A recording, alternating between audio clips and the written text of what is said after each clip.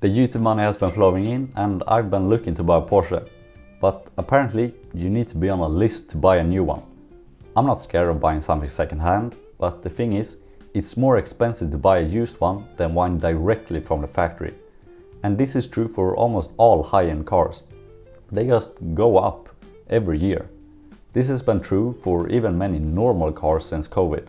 But I think it's the most interesting with hypercars, where they usually are a really good investment if you can afford one. So when I heard from Linus Tech Tips that a Rimac Nevera is on sale for almost half of the original price, I was really surprised. Every other car in its class goes the other direction, so what's different here?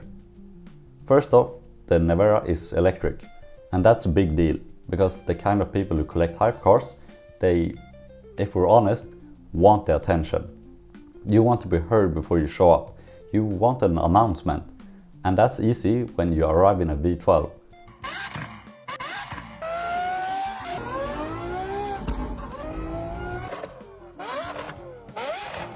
But silently creeping up in an EV isn't that dramatic.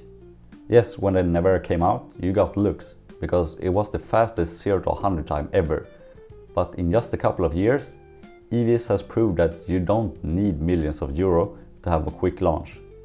A Model S is just 0.2 seconds slower, and you can get that for under 100 grand. The Rimac Nevera already looks a little outdated. For a car that dropped in 2022, it kinda has that generic GTA vibe.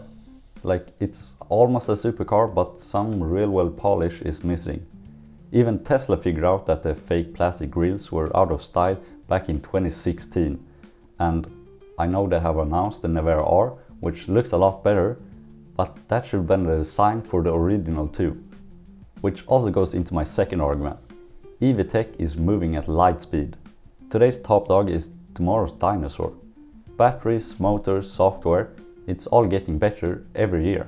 So even a Nevera, which is insane today, might feel kind of old in just a few years.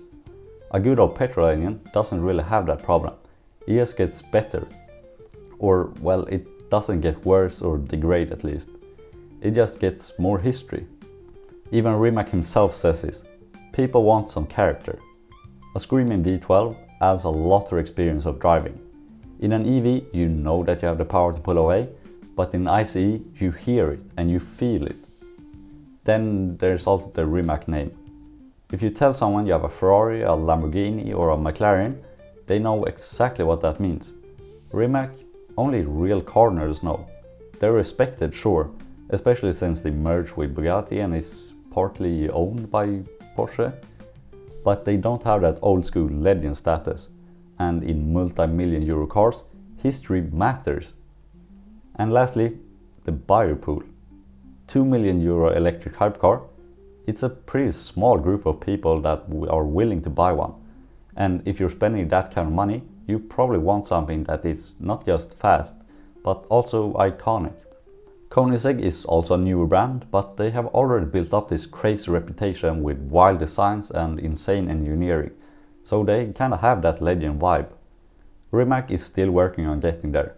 The Nevera is impressive, but it doesn't have that emotional story baked in yet that makes collectors go crazy.